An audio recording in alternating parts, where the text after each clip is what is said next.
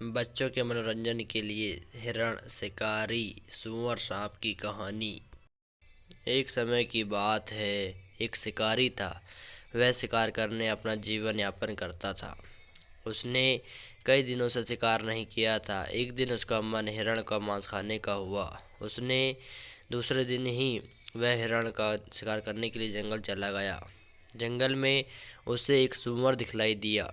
शिकारी ने सोचा, अच्छा, हट्टा कट्टा शिकार मिला है, मैं इसी सूअर का शिकार कर लेता हूँ। इसका कुछ मांस मैं खा लूँगा, बाकी का बाजार में बेच दूँगा, जिससे मुझे बहुत अधिक पैसा मिलेगा। उसने अपने धनुष पर तीर चलाया ही था कि पास में ही एक हिरण घास चरते हुए दिखा। शिकारी ने सोचा, इस सूअर का शिकार मैं बाद में भी कर सकता हूँ। अगर इस हिरण ने मेरी आवाज़ सुन ली तो यह भाग जाएगा और मैं इसका शिकार नहीं कर पाऊँगा। यह सोचकर शिकारी ने हिरण पर तीर चला दिया। निशाना अचूक था। तीर सीधा हिरण को लगा और उसके कुछ ही पलों में प्राण त्याग दिए। शिकारी हिरण को मारकर बहुत खुश हो रहा था। उसके मन में लालच आ गया कि हिरण के साथ अब सूअर का भी शिकार करता हूँ, इससे मुझे दोगुनी आमदनी होगी। इस तरह का विचार कर शिकारी सूअर की तलाश करने लगा। उसे पास में ही सूअर दिख गया। शिकारी ने सूअर पर निशाना साधकर तीर चला दिया। इस बार तीर सीधे शिकार को लगा। सूअर बहुत ही कट्टर प्रजाति का जीव होता है।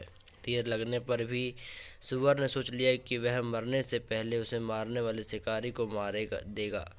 सूअर के शरीर से खून बह रहा था, फिर भी वह शिकारी की तरफ मुड़ा और उस पर टूट पड़ा।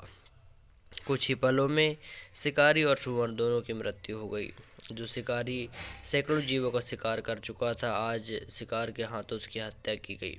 शिकारी का लोभ ही उसके विनाश का कारण बना। कहते हैं, जब मृत्यु आती है तो किसी न किसी बहाने से आ ही जाती है। जब सूअर शिकारी पर हमला कर रहा था, तब पास के पेड़ के नीचे एक सांप अपने बिल में बाहर निकलकर यह सब देख रहा था। शिकारी को मारने के बाद सूअर लड़खड़ाता हुआ सांप के ऊपर गिर गया और सूअर के शरीर से दबकर उस सांप की भी मृत्यु हो गई। इस प्रकार उस छोटे से स्थान पर हिरण, शिकारी, सूअर और सांप चारों के शव पड़े हुए थे। कहानी की सीख। इस कहानी से हमें यह सीख मिलती है कि लोभ नाश का कारण है और अधिक लोभ विनाश का कारण बनता है। इसलिए हमेशा ईमानदारी की रोटी खाएं। ज़्यादा लोभ करने से विनाश ही होता है।